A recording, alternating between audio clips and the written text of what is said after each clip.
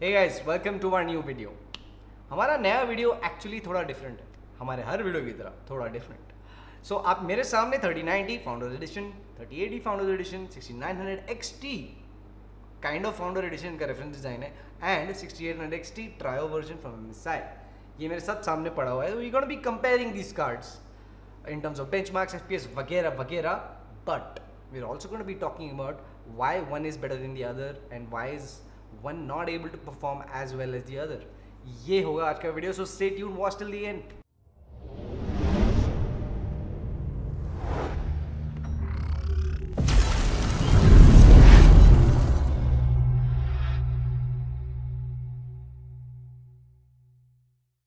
तो यस जी हाँ भाइयों बहनों, मेरे सामने है बेस्ट ऑफ एम्पियर और बेस्ट ऑफ RDNA 2। नाउ ये दोनों मेरे सामने हैं and for those who really want to see the benchmarks, और बेंचमार्क्स देख के हो गया, FPS देख के खत्म, टाटा बाय बाय, ये वीडियो टाइम स्टैम्प्ड रहेगा।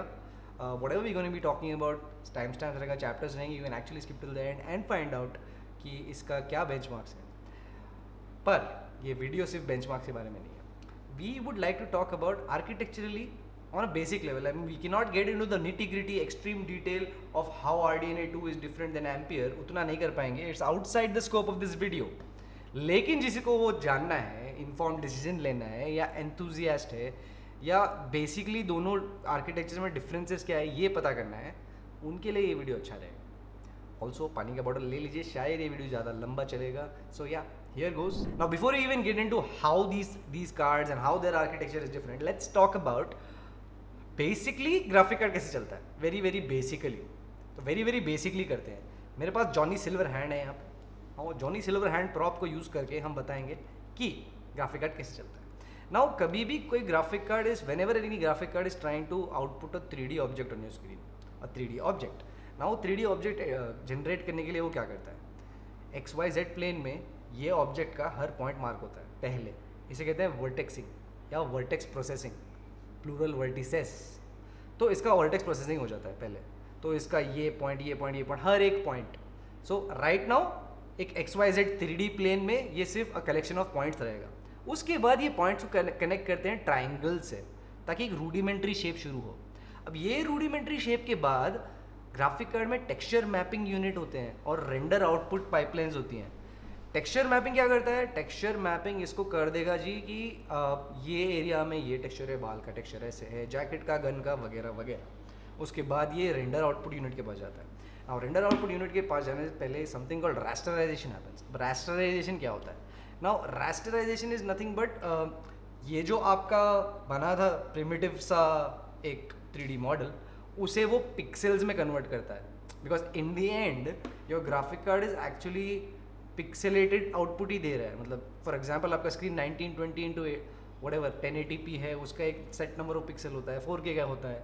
That's also a reason why 4K वाले ग्राफिक कार्ड या 4K गेमिंग ग्राफिक कार्ड महंगे होते हैं and not every card is able to do that. Raster होने के बाद ROP के थ्रू जाके ये आपके स्क्रीन पे फाइनल 3D ऑब्जेक्ट आ जाता है। I hope this was a little bit easy to explain. So basically हमें पता क्या चला, हमें पता ये चला कि कोई भी ग्राफिक कार्ड बेसिकली एक कैलकुलेटर है, is just calculating the points of this 3D object on your screen, और उसके ऊपर बाकी सब मैथ कैलकुलेशंस हो रहे हैं। नाउ बिकॉज इतने सारे कैलकुलेशन हो रहे हैं, of course this involve numbers. Now ये नंबर्स कैलकुलेट करने के लिए ग्राफिक कार्ड में एक छोटी सी चीज़ होती है, इसको ALU कहते हैं, arithmetic logic unit. Now this actually does all the calculation, stores the numbers, does the manipulation. ऐसे दो टाइप के यूनिट होते हैं, एक होता है int 32 type, integer value store करने का, और एक फ्लोटिंग पॉइंट वाला होता है, फ्लोटिंग पॉइंट वैल्यू स्टोर करने का। int 32 और FP में फ़र्क जानने के लिए आप गूगल भी कर सकते हैं। Basically integer is whole integer, floating point में डेसिमल फ्रैक्शन भी होते हैं on a very basic level. तो ये यूनिट्स ग्राफिक कार्ड में ऑलरेडी मौजूद होते हैं, ऑलरेडी मौजूद हैं। आगे बढ़ते हैं ग्राफिक कार्ड की वर्किंग के बारे में बात करते हुए। नाउ कोई भी जो 3D एप्लीकेशन होता है या कोई 3D मैनिपुलेशन आप कर रहे हो, now that application generates a lot of things to execute or calculations to make. Now let's call these calculations threads because that's how it's called. तो ये threads क्या होती हैं? These threads get accumulated and go to the GPU. ये GPU के पास जाता है। अब ये GPU के एक स्पेसिफिक पार्ट में जाता है, वो उसका सेंट्रल प्रोसेसिंग पार्ट होता है। नाउ एनवीडिया इसको बुलाता है गीगा थ्रेड इंजन बेसिकली, और ये बुलाते हैं इसको ग्राफिक्स कमांड एएमडी वाले। Now this is nothing but your manager या सीईओ समझ लो ये एक कंपनी है या फैक्ट्री हो गई, ग्राफिक कार्ड एक फैक्ट्री है, तो फैक्ट्री हेड के पास ये जा रहा है ये मेन थ्रेड, और ये मेन थ्रेड लेके हमारे ग्राफिक कार्ड वाले सीईओ क्या करते हैं, they give it to the lower people, मतलब जैसे हमेशा होता है हर कॉर्पोरेट में ऐसे ही होता है, ऊपर से हकते नीचे तक, कट दैट पार्ट।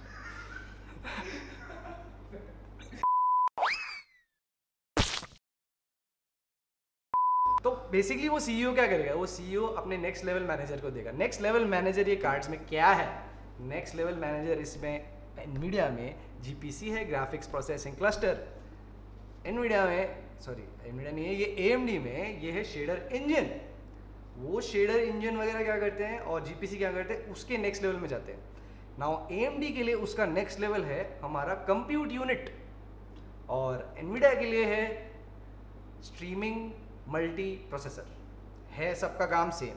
सो ये एक सिमिलैरिटी है इन दोनों में, there is a very similar in terms of this, कि पूरा काम ऐसे ही होके जा रहा है।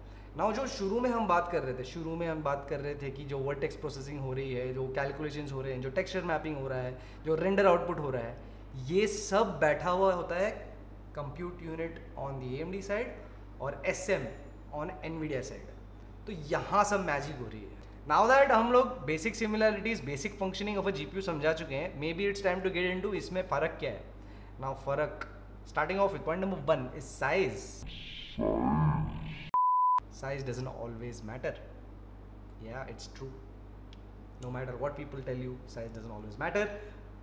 On Ampere, the die size of your GPU is close to 628 mm square, built on Samsung 8 nanometer wala processor.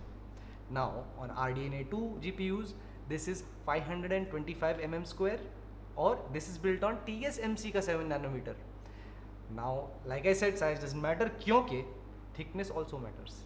Now thickness का फंडा ये है कि these graphic cards, the graphic processing units are not like a paper, मतलब flat piece of thing नहीं है, ये 3D objects है, ये multi-layerly stacked होते हैं। तो इसमें जितने SM हो या इसमें जितने C हो उस पर भी मैटर करता है। आगे बढ़ते हैं नेक्स्ट डिफरेंस के बारे में, इसका chip layout. Now clearly visually अगर आप ये देखोगे, it's on your screen right now, visually if you see now how AMD has done the layout is kind of like centrally, with each area having equal access to the controller, through the cache and so on. NVIDIA ने ऐसे नहीं किया है, NVIDIA का access नीचे की तरफ है, the memory controller, the cash on the sides and the bottom side. तो ये फंडा है on a very basic level, basic से ही बात करेंगे वरना काफ़ी कॉम्प्लिकेट हो जाएगा वीडियो। आगे बढ़ते हैं। Now the difference in these two cards happen in their execution mainly. So execution is a big thing to note. Now execution का फंडा अलग क्यों है इन लोगों का, that's a good question. Execute करता कैसे है graphic card, that's also a good question. Now कभी भी कोई ग्राफिक कार्ड को कुछ 3D ऑब्जेक्ट स्क्रीन पे डालना है, so it needs to learn from an instruction manual kind of a thing. Now this instruction manual या टेक्स्ट बुक या software library is DX12, OpenGL and Vulkan. Now think of these as an instruction manual for the graphic card on how to output a tree on your screen and how the reflection should happen and so on. Now what AMD and NVIDIA do after getting this manual, they keep having regular driver updates, which is more or less like your teacher या translator बोलो. This will be the translator telling the graphic card कि how हमें ये display करना है screen पे. So yes, a lot of how your graphic card is working is not just on the hardware, it's also on the drivers. So now we already talked about the Giga Thread engine and वगैरह वगैरह हमने already बात कर लिया है. Now सवाल ये होता है कि execution में on a very basic level, many people keep comparing these graphic cards and what they usually talk about is RDNA का clock speed इतना ज़्यादा है तो यही अच्छा होगा. But that's not the case. It's entirely not the case. A quick callback to the initial points we discussed, the primitive rendering units जो vertexing कर रहे थे, जो texture mapping कर रहे थे, जो और क्या कर रहे थे, rasterize कर रहे के render output दे रहे थे. Now in NVIDIA SMs streaming multiprocessors, the number of these primitive कह लो primitive render units ज़्यादा है. It's almost 7:4 ratio, मतलब इसमें ज़्यादा है. So even on a lower clock speed, Ampere can actually output or actually do the geometry calculations much better than RDNA2. On that basic level ही ये आगे बढ़ गया है. So yeah, +1 to NVIDIA I guess. Now next point to note in the execution is जो NVIDIA के SMs हैं, they have kind of more cores. It's also due to creative counting. I can get into the details of that, लेकिन वो थोड़ा सा ज़्यादा complicated हो जाएगा. Basically the int32 units in the SM of NVIDIA can also double up as a floating point वाला unit. That is why वो cores बढ़ के गिन रहे हैं. So on a very base level, cores between Turing and this is actually the same, but the cores in this are more capable. That is why ये इसका SM थोड़ा और ज़्यादा अच्छा है. I don't know if people got that, dude, seriously. Okay, the next part or the obvious part and जिस part के बारे में AMD बात करना नहीं चाहता है और NVIDIA हमेशा बात करना चाहेगा, the RTX implementation, RTX rather ray tracing implementation. Now NVIDIA का ये second time around है, you obviously going to be better second time around, and not AMD. Now the implementation difference in both of these is actually a little different. The implementation in AMD is in a way where parallel operations on their compute unit stop when the ray tracing happens. Basically वो texturing वगैरह रुकेगा, एक one by one होगा. But in NVIDIA right from Turing फंडा ये है कि अलग RT core है इसके SM में. NVIDIA के SM में एक अलग RT core बैठा हुआ है, फिजिकली एक अलग core है जो रे ट्रेसिंग कैलकुलेशंस अलग से कर रहा है. Now क्योंकि ये अलग से कर रहा है, बाकी SM अपना टेक्सचरिंग वगैरह आराम से कर लेगा बिंदास. That's not the case in this. इसका कंप्यूट यूनिट ऐसा नहीं है कि ये पैरेलल एप्लीकेशन करेगा. That is why the any benchmark you see between RDNA2 and Ampere, you notice कि जब रे ट्रेसिंग ऑन हो रही है, the bigger hit and the bigger performance drop is happening on RDNA2. But let's give them some time. I'm pretty sure AMD will find a better way to implement it in the next refresh. So the next difference as such between Ampere and RDNA2 has to do with the memory. Now memory wise, Ampere works with DDR6 memory, DDR6X, sorry. This works with DDR6X memory and AMD works with DDR6 memory. Now DDR6X का bandwidth close to 950 gigabytes per second. Fair enough. ये लोगों ने micron के साथ मिलके एक नया तरीका बनाया है DDR6X के लिए, सिग्नलिंग चेंज करके. The effective bandwidth is huge. But wait, AMD has a trick up their sleeve. It's not, ये नहीं है कि DDR6 से तो ये फुद्दू हो गए, नहीं. The smart thing that AMD is doing in their RDNA2 architecture is the level 3 cache that each compute unit has access to is huge. It's 128 MB. I mean this is something they've picked up from the data center EPYC processors कि cash level ही इतना बढ़ा के रख दिया है कि now the RDNA2 graphic card is probably going to go lesser times to the DDR6 memory for data because 128 MB वैसे ही ज़्यादा है. Now on a die level इसका effective bandwidth हो जाता है 1900 gigabytes per second. 1900. That is also why these cards can work on a higher clock speed without data starvation. I think that makes sense because okay, let me explain that a little bit. कि for example you need to trace or you need to finalize 6 points on your screen. Vertexing करना है आपको, 6 point लगाने हैं. Now these graphic cards work on frequencies of 1900, so they can actually in 1 second put 1900 points. But that also means that data should be readily available for that graphic card. तो ये graphic card में क्या होगा, very close to the CU, very close to the compute unit, there will be a lot more data kept कि हाँ मेरे पास ready है, तू करता जा. I think that explains it a little bit. Okay, so the next point of difference between these two is actually RTX IO बोल सकते हो या direct storage API भी बोल सकते हो. Now on a very basic level, if you know already about RTX IO, इसका फंडा ये है कि your data for the game, for the output will not directly go to CPU and then GPU and then output. It can actually bypass the CPU, utilize lesser number of CPU cores, go directly to the GPU and then get outputted. Basically अगर PCI 4.0 की SSD आपके पास है, आपका loading time बहुत मस्त हो जाएगा, render latency भी कम हो जाएगा. Now there is a kind of implementation on RDNA2 with Xbox and PS5, a similar kind of implementation where they are bypassing the CPU and directly इसके अंदर जा रहा है. So there's no reason why AMD can't get that done on PCs also. तो ये बहुत बड़ा difference नहीं है, it's just A P I from Microsoft. ये A P I direct storage A P I है, this is not actually out और not actually release yet, so we don't even know ये परफॉर्म कैसे करेगा। Right now it's theoretical and on a piece of paper. Hold on till maybe March जब ये enable होगा कुछ games में। Now the games also have to support it for you to get the entire benefit.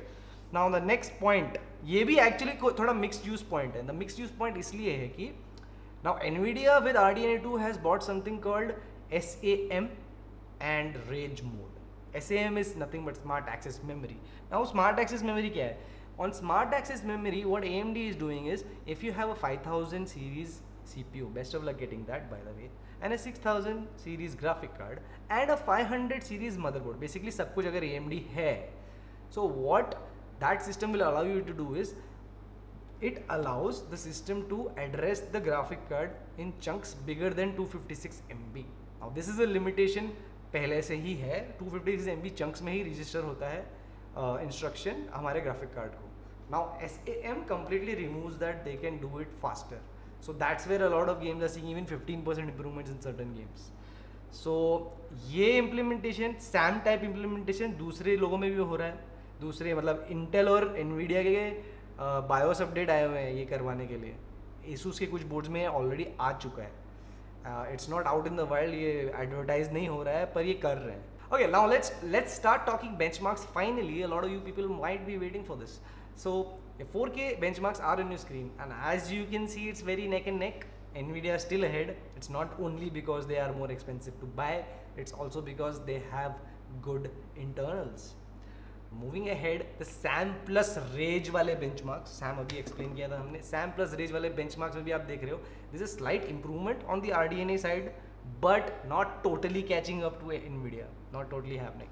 Now let's check out some RTX benchmarks. Now on the RTX benchmarks you note that जैसे RTX on हो रहा है like we said there is a huge drop on the AMD but not so much on Nvidia. Moving ahead RTX plus DLSS on करके देखते हैं. Now okay, now this is struggling even more. AMD is का gap और बढ़ता जा रहा है. But one point to note is AMD will also have a DLSS kind of implementation soon. They're working on it. Announcement के time भी ये बताया, but this is not out yet. तो फाइनली कंक्लूड करते हैं वीडियो कंक्लूड. तो या इतना सब हम बात कर चुके हैं. Now the obvious question that you might have in your mind की तो ये सब तो ठीक है पर मैं खरीदूँ क्या? AMD के कार्ड खरीदूँ या Nvidia के कार्ड खरीदूँ? I'll just answer it very simply and diplomatically by saying it depends. Diplomatic की भी बात नहीं है, it actually depends. If you look at the performances, now 3080 and 6800 XT is very close in price range. और उनका performance भी आगे पीछे ही है, बहुत बड़ा difference नहीं है. However, when you move one level up, 3090 और 6900 XT में the price gap is big and the performance gap is not so high. So from a FPS per rupee spent value, I think 6900 XT is a good proposition. लेकिन there's a disclaimer that I need to add here.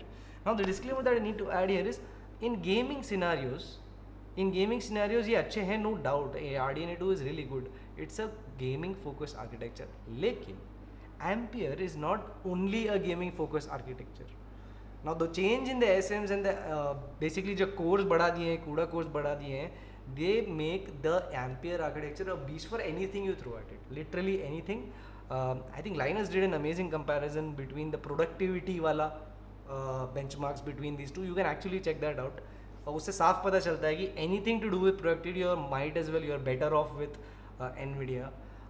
Plus the extra features that you get, RTX broadcast that you get, आपके PC अपने आप green screen हो रहा है, आपका noise cancellation हो रहा है, those kind of things. And of course the big kicker जो finally AMD onboard हो रहा है उस पर RTX and ray tracing. Now Nvidia is already doing a brilliant job in RTX and ray tracing.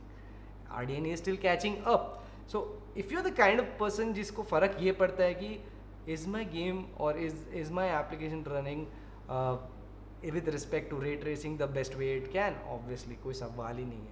But if you're the kind of person की जिसको पता है कि मैं ray tracing is फुद्दू या सोचता है ऐसे कि नहीं मुझे ray tracing नहीं चाहिए, I don't care about it, तो why not 6900X for a 4K graphic card is not bad at all for the price that you get it at.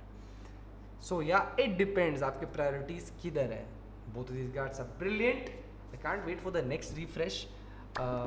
It was fun shooting this video by the way, मज़ा आया हमको. hope you liked watching the video. Hope it was informative. Do get in touch with us on our socials. Ask your doubts about systems. Reach out to our salespeople in case you need a system. And finally, like, share and subscribe. And finally, like, share and subscribe because ये entire video में second time shoot कर रहा हूँ क्योंकि last time mic malfunction हो गया था. 45 minutes की shoot के बाद पता चला था हमको कि mic malfunction हो गया है.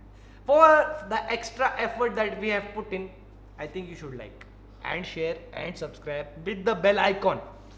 So yeah, I hope you had a nice time watching this video. Until next time, cheers. समझ में आया मैं क्या बोला? समझ में आया मैं क्या बोला? तेरे को समझ में आ गया? को तो समझ में आया। बस काफी। मैं तो पढ़ लिया उसके बारे में। Damn. I hope, man. I hope. Can we test this mic out, please? थोड़ा नीचे, please. Yeah.